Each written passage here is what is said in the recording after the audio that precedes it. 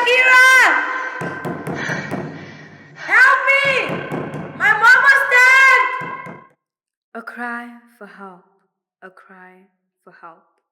It made my heart melt, blood everywhere. I stood there and all I could do is stare. My mom shouted, "Do something, I am dying." I ran out as if I was flying. That's when my mother knew. Enough is enough. This is my turning point. She stood up, bold, a fearless warrior. My name is Shakira. I'm from Malawi. I came here in South Africa 2009. I known Shailene long time, like 2009. It's when I was staying with her mom. That day, Shailene was crying. The incident happened. She ran to my house and she was crying for help. And I asked her, "What happened, Shailene? You don't look like the way you are." And she said, "My mom has been stabbed." My name is Shireen Kawutu. I'm 20 years old. The abuse that I experienced from my house when I was growing up was mostly physical abuse. So this was when my father used to beat up my mom, and it mostly used to happen at night. So more physical abuse. It never used to be like emotional abuse because it was never around. So whenever he used to come around, he used to come back home drunk. So that's when he used to beat her. So this kind of abuse really affected me. It affected me socially, it affected me emotionally and educationally as well. My name is Brenda. I'm coming from Malawi. I'm a hairdresser. It was 2008 we came here. He's the one who started to come here and I followed him here.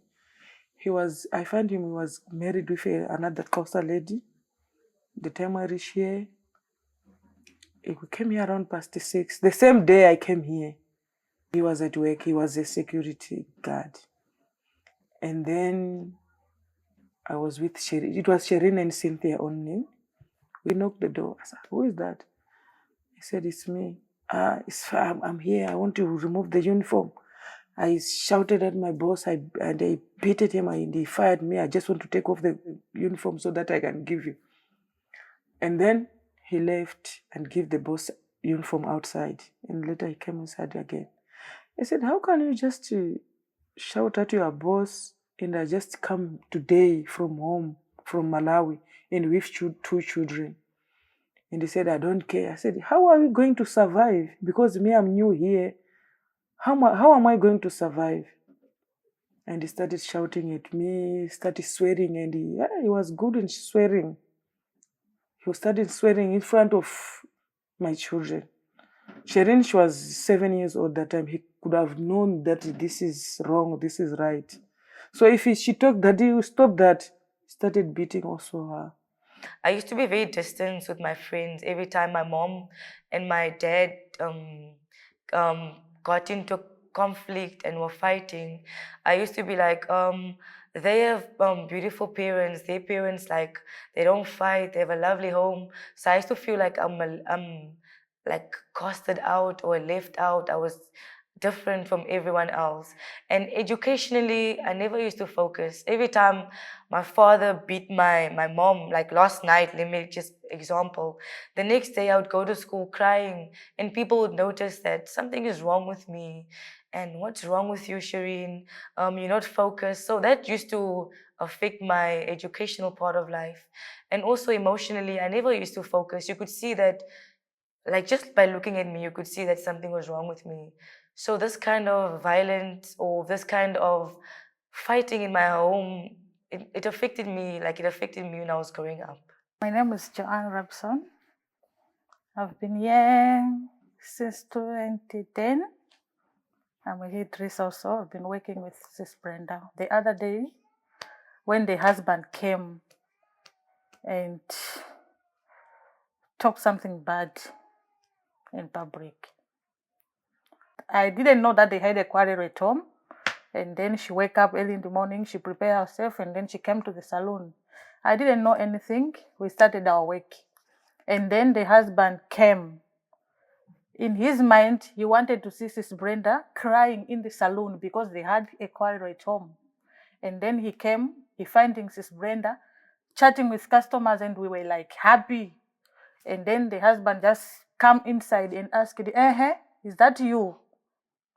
How come that we had a quarrel at home and then you are very cross and then you are here with your happiness and then it's like everything is fine? And then Sis Brenda was just quiet because it was embarrassing. How can he just come and then you want a wife to show whatever is happening at home, at the business place?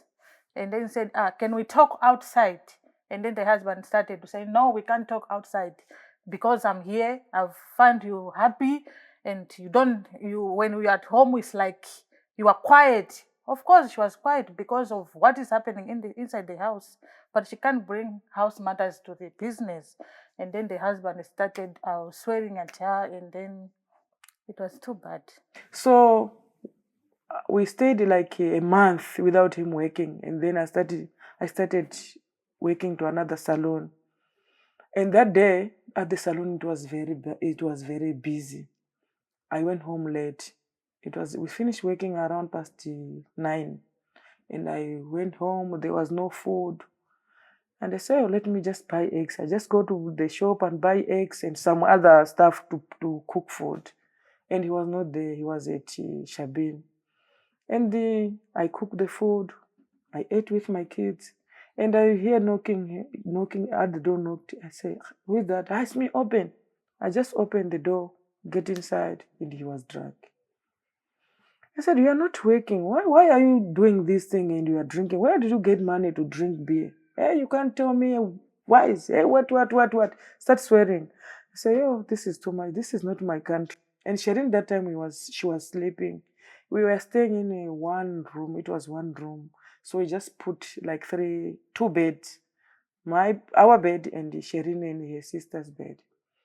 And her sister was young. She was asleep. And Sherin, she opened the blanket and looked at me. And I was naked that time.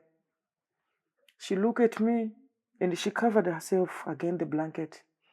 And he was beating me. So she was, can I go just to maybe stop him? But she was scared because also when maybe he's involving herself in our issues, he used to beat her. So she covered herself against the blanket and she beat me. It was very bad. And I fell down and he came and stepped on me, jumping on me. Hey, you, I'm the one who brought you here. But you want to control me because you are the one who's working, because I'm not working. Why are you doing this? Starting beating me. And I cried. And people downstairs, because we're staying upstairs, downstairs, they could have just heard that someone is crying, but no one came. And he locked the door, keep the key. And he went to the sink. We had a small sink in that room, and take the knife. It was the bread knife. And he stabbed me here at the back. And then I fall down. I can't remember. Maybe I fainted that time because I can't remember anything. And then we went there upstairs to check because I was staying downstairs. And I find the mom was bleeding, the blood was all over. And it was very scary even to me to touch the mother. But because I was like the young sister for her, I tried my best and we were waiting for the police to come. And Sherin, she was shocked. I just said those things because I didn't even see what was going on.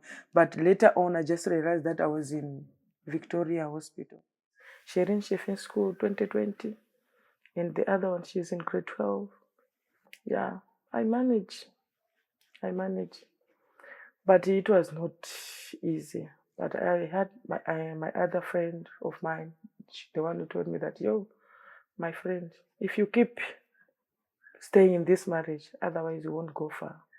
Or you're also going to disturb your children, like girls. I said, yeah, it's true.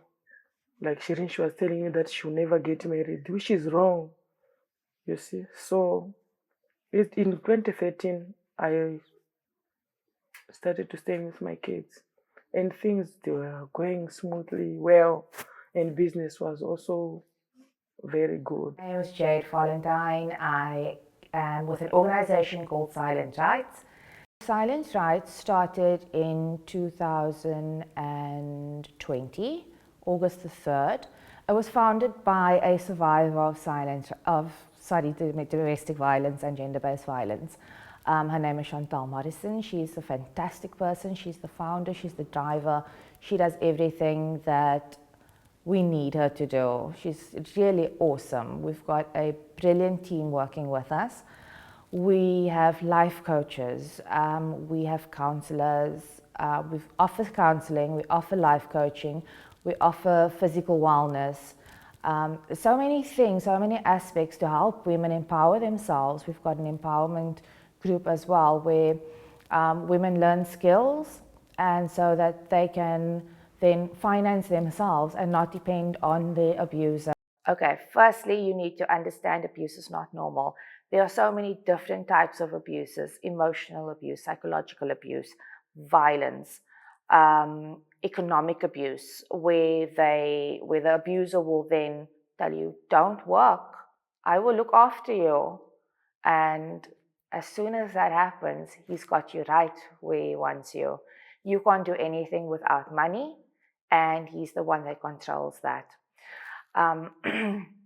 So yes, you've got rights. If you are being hurt, if you are being emotionally abused, you need to get out of that situation. You need to take your children, you need to pack up, you need to be desperate enough that you will go to a shelter where it's safe for you and work your way from there. I used to be very low esteemed, and I used to feel like women are inferior, and I used to feel like any man can take control of me, anyone can say anything to me. But and then as the ages or as the days went by, I got encouragement from friends at school, from the teachings we get from school, from the teachings we get from church. And I got motivation saying that we need to stand up for ourselves. And I didn't let that impact me. I became a strong woman because of my environment as well. And also it started inside of me. Like I needed to build myself up as well, not considering my family or my background and the abuse that was happening in my family. I didn't take it to heart. I did at first, and then I changed it afterwards to become the woman that I am today. My advice to other women is, when they say that the marriage is not working, maybe their husband, they're abusing them, they mustn't continue that marriage. It's better to quit, because they will realize that this is abusive while they are old. Like me, it's like, I'm thinking that, had I known, I could have just quit the time I was maybe 30 years old, or like 28 years old, while I was having maybe one child or two children. But because I was just, maybe marriage is like this. So I'm just advising them that no more staying in abusive marriage.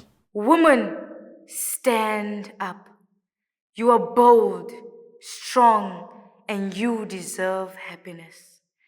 Dust off the pain off your shoulders and say to yourself, I am not a punching bag. I am a flower that needs to be cherished. You are not alone. You have power within you. You are a beautiful treasure that is irreplaceable. A cry for help.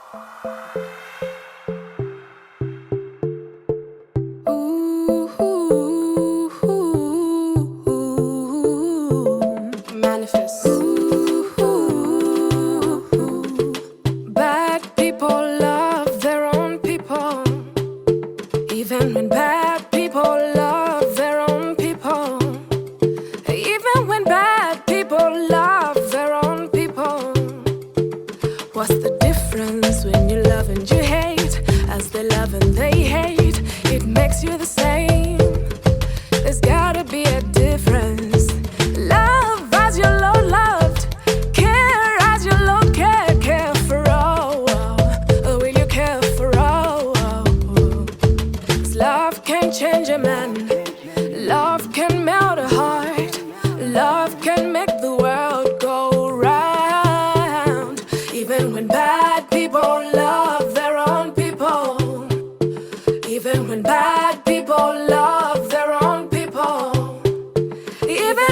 bad people